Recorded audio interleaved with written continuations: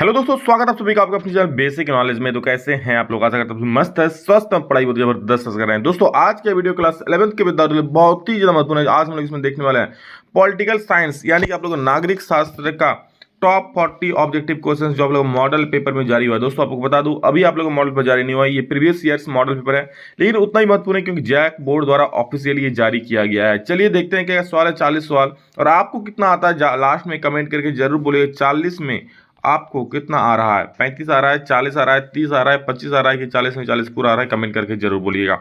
और चल जितने सभी विद्यार्थी पहली बार एग्जाम की तैयारी करने के लिए अच्छे से चैनल को सब्सक्राइब जरूर कर लेना, ताकि हर एक वीडियो आप लोग देख पाओ। ठीक है, चलिए देखते हैं क्या क्या सवाल है, उसका आंसर क्या होता है। सबसे पहला सवाल हम लोग का आता है, देखिए क्या है। किस दल ने संविधान सभा, देखिए किस दल ने संविधान सभा की बैठक का बहिष्कार किया? ठीक है, यहाँ सभी नहीं सभा होगा। तो कौन सा दल ने दोस्तों संविधान सभा की बैठक का बहिष्कार किया था? तो ये हो जाएगा मुस्लिम लीग ने। ठीक है, मुस्लिम लीग दोस्तों एक दल था, उसने क्या किया था? संविधान सभा की बैठक का बहिष्कार कर दिया था, भाग नहीं लिया था। अगला सवाल है, किसने संविधान सभा में 13 दिसंबर 1946 को उद्देश्य प्रस्ताव पेश की? ठीक है, किसने दोस्तों यहाँ पर objective resolution on 13 December 1946 in constituent assembly, तो किसने पारित किया दोस्तों? किसने पेश की? ये हो जाएगा पंडित जवाहरलाल नेहरू ने दोस्तों। ठीक है, who presented the objective resolution on 13 दिसंबर 1946, तो किसने किया था? ये पंडित जवाहरलाल नेहरू ने। 2 का सी सही उत्तर हो जाएगा। अगला सवाल देखो, 3 नंबर क्या बोल रहा है कि न्यायालय के किस महत्वपूर्ण निर्णय में कहा गया है कि हमारे मौलिक अधिकारों में कोई कटौती नहीं की जा सकती? बोल रहा है न्यायालय के किस महत्वपूर्ण निर्णय में, मतलब वो निर्णय कब हुआ था? जब कहा गया था कि हमारी जो मौलिक अधिकार उसमें कोई भी कटौती नहीं की जा सकती। तो ये हो जाएगा ऑप्शन नंबर सी, यानी केशवानंद भारती केस 1973। दोस्तों केशवानंद भारती केस मतलब केशवानंद नामक कोई आदमी था, तो केस क्या था? मतलब ये केशवानंद भारती केस 1973 में ये बात हुई थी कि मौलिक अधिकार में कोई भी कटौती नहीं की जाएगी। तो 3 का सी सही उत्तर हो जाएगा। 4 नंबर देखो क्या बोल रहा है। 4 नंबर बोल रहा है कि भारतीय संविधान में वर्णित इनमें से कौन सा अधिकार मौलिक अधिकार नहीं है? स्वतंत्रता का अधिकार, संपत्ति का अधिकार, शोषण के विरुद्ध अधिकार के संवैधानिक उपचारों का अधिकार। तो 4 का सही उत्तर हो जाए संपत्ति का अधिकार। ठीक है, संपत्ति का अधिकार मौलिक अधिकार में नहीं आता है, तो 4 का ऑप्शन नंबर बी बिल्कुल सही उत्तर हो जाएगा। बाकी स्वतंत्रता अधिकार, शोषण के विरुद्ध अधिकार, संवैधानिक उपचार का अधिकार, ये सारे आ जाते हैं। अगला सवाल देखो क्या है। भारतीय संविधान के किस भाग में चुनाव आयोग की व्यवस्था की गई? भारतीय संविधान के किस भाग में चुनाव आयोग की व्यवस्था की गई है? तो 5 का सही उत्तर हो जाएगा यहाँ पर ऑप्शन नंबर ए, 15वें भाग में। ठीक है, 15वें भाग में दोस्तों यहाँ पर चुनाव आयोग की व्यवस्था की गई है। 5 का ए सही हो जाएगा। 6 नंबर क्या बोल रहा है? 6 नंबर बोल रहा है कि मतदाताओं के लिए तस्वीर सहित पहचान पत्र को किस वर्ष से अनिवार्य कर दिया? मतलब मतदाताओं के लिए तस्वीर सहित पहचान पत्र, जो वोटर कार्ड देखते हैं उसमें फोटो रहता है। ठीक है, ये पहले फोटो नहीं आता था, तो ये कौन साल से फोटो लगा हुआ आ रहा है? कब से मतलब कंपलसरी कर दिया कि हाँ फोटो देना ही है? तो 6 का दोस्तों 1993 से सही हो जाएगा। ठीक है, मतदाताओं के लिए तस्वीर सहित पहचान पत्र किस वर्ष से अनिवार्य कर दिया? तो 1993 से ये अनिवार्य कर दिया। किसने राजनीतिक क्षेत्र में महिला प्रतिनिधित्व को उचित माना? किसने दोस्तों राजनीतिक क्षेत्र में महिला के प्रतिनिधित्व को, मतलब महिला भी भाग ले, महिला भी चुनाव में लड़े, वो भी अपनी भागीदारी दिखाए, किसने इसको उचित माना? ठीक है, इस प्रकार की चीज को, तो यहाँ पर हो जाएगा जेएस मिल ने। ठीक है, तो 7 का सही उत्तर क्या हो जाएगा? ऑप्शन नंबर डी, जेएस मिल। नेक्स्ट, राज्य के शासन में केंद्र का प्रतिनिधि किसे कहा गया है? राज्य के शासन में दोस्तों केंद्र का प्रतिनिधि किसे कहा जाता है? तो राज्यपाल को। ठीक है, जो प्रत्येक राज्य में राज्यपाल होता है ना, वो केंद्र की तरफ से प्रतिनिधि होता है। ठीक है, जब राज्य में आप लोग का क्या आपातकाल लगता है, मुख्यमंत्री शासन लगती है, सॉरी राष्ट्रपति शासन लगता है, तो राज्यपाल ही वहाँ का कार्यभार संभालता है। नेक्स्ट देखिए 9 नंबर क्या बोल रहा है कि कितने एंग्लो इंडियन सदस्यों को राष्ट्रपति लोकसभा में उचित प्रतिनिधित्व देने के लिए मनोनीत करते हैं? मतलब कितनी एंग्लो इंडियन को, ठीक है, राष्ट्रपति सभा में लोकसभा में उचित प्रतिनिधित्व देने के लिए मनोनीत करते हैं? तो 9 का सही उत्तर दोस्तों हो जाएगा ऑप्शन नंबर बी, यानी कि 2 को। ठीक है, लोकसभा में बहुमत वाले दल का नेता कौन होता है? लोकसभा में बहुमत वाले दल का नेता कौन होता है? तो प्रधानमंत्री होता है। ठीक है, जो बहुमत वाला दल होता है उसके नेता कौन हो जाता है? यहाँ पर प्रधानमंत्री होता है। नेक्स्ट 11 में देखिए क्या बोल रहा है। कोई मंत्री जो सांसद या विधायक नहीं है, ठीक है, मतलब कोई मंत्री है जो सांसद या विधायक, मतलब कोई मंत्री जो सांसद या विधायक नहीं है, उसे कितने समय में सांसद या विधायक होना अनिवार्य होगा? ठीक है, तो 11 का सही उत्तर ऑप्शन नंबर बी, 6 माह में। कोई मंत्री जो सांसद या विधायक नहीं है, कितने समय में सांसद या विधायक होना अनिवार्य होगा? 6 माह में उसे होना ही होगा। राज्यसभा को धन विधेयक पास करने के लिए कितना समय दिया गया दोस्तों? तो राज्यसभा को धन विधेयक पास करने के लिए यहाँ पर 14 दिन का समय दिया गया है। ऑप्शन नंबर यहाँ पर बी सही उत्तर हो जाएगा। 13 देखिए क्या बोला है, किसी किसी राज्य की विधानसभा में अधिकतम कितने सदस्य हो सकते हैं। किसी राज्य की विधानसभा में दोस्तों अधिकतम 500 सदस्य हो सकते हैं। तो 13 का डी बिल्कुल सही उत्तर हो जाएगा। 14 में देखो क्या बोल रहा है कि इनमें से कौन भारतीय संसद का अंग नहीं है। तो भारतीय संसद का अंग नहीं है कौन, राष्ट्रपति भी है, लोकसभा भी है, राज्यसभा भी। प्रधानमंत्री दोस्तों भारतीय संसद का अंग नहीं है। तो 14 का डी यहाँ पर सही उत्तर हो जाएगा।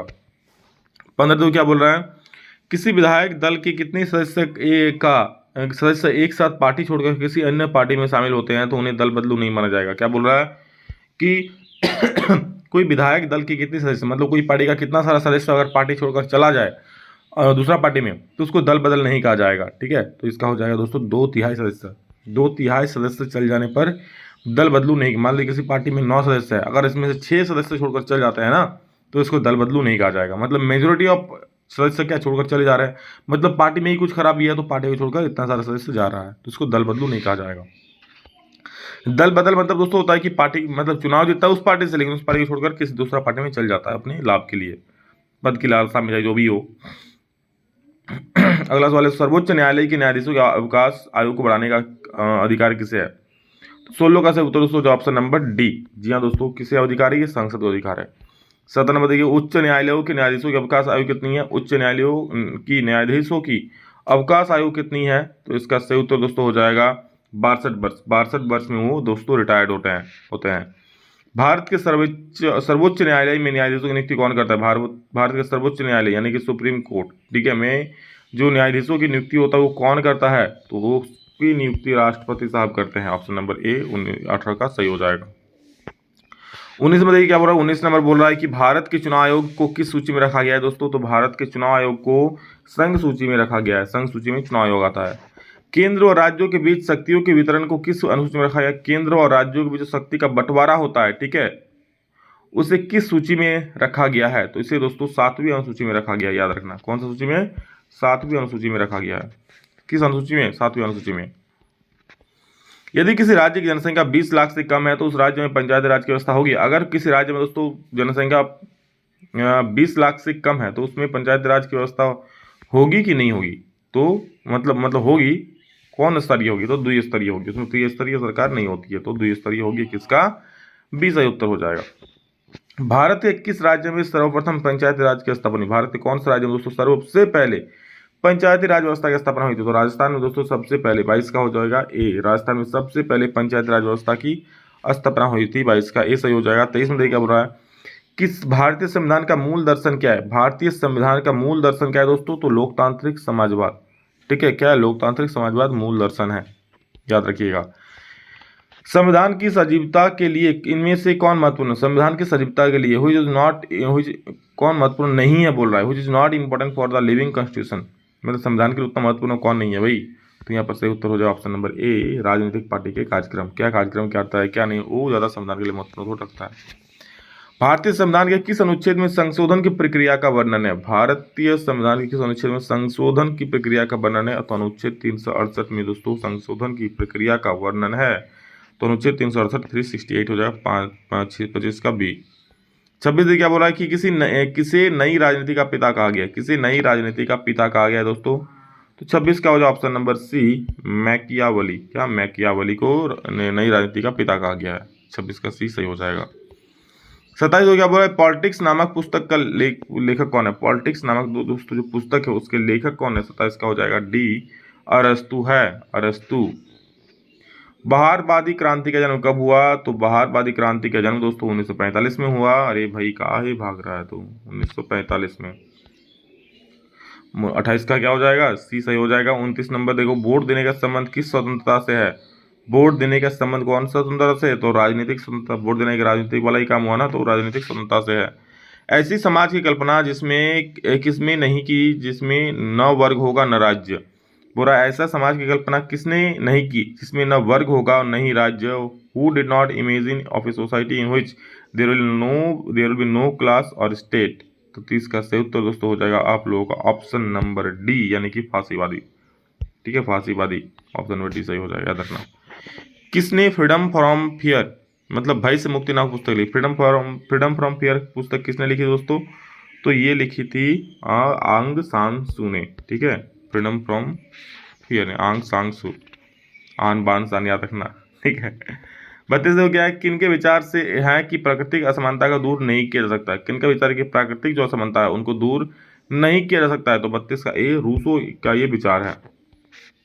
अगला सवाल देखो 33 नंबर, किनका कथन है व्यक्ति चाहे कितना ऊंचा हो कानून उसके ऊपर है। कौन कहा था कि व्यक्ति चाहे कितना भी ऊंचा हो कानून के हाथ बहुत बड़े होते हैं, कानून उसके भी ऊपर होते हैं। तो 23 का क्या हो जाएगा, 23 का दोस्तों ये कहा था सर एडवर्ड कुक ने, तो इसका सी सही हो जाएगा।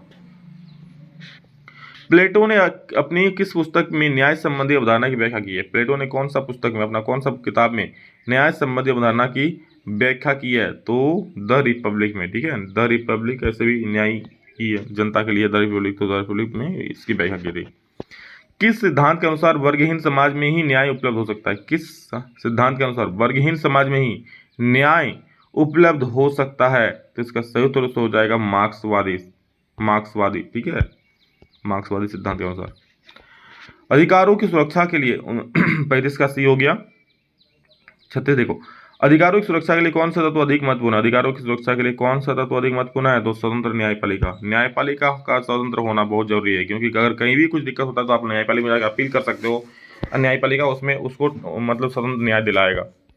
अगला क्या है, किसने कहा कि किसी राज्य के पहचान वहाँ के अधिकारों की व्यवस्था से की जा सकती है। किसने कहा कि किसी राज्य की पहचान वहाँ के अधिकारों की व्यवस्था से की जा सकती है, कि किसको कैसा अधिकार मिल रहा है, तो 37 का हो जाएगा, ये कहा था लॉस्की ने। किसने, लॉस्की। अगला सवाल है, इनमें कौन जीवन स्वतंत्रता संपत्ति से संबंधित 3 अधिकारों को प्राकृतिक अधिकारों के रूप में माना। पर इनमें से कौन जीवन स्वतंत्रता तथा संपत्ति से संबंधित 3 अधिकारों को प्राकृतिक अधिकारों के रूप में माना, तो 38 का सही उत्तर दोस्तों हो जाएगा ऑप्शन नंबर बी, यानी कि जॉन लॉक ने। किसने, जॉन लॉक ने। लॉक कर दो इसको।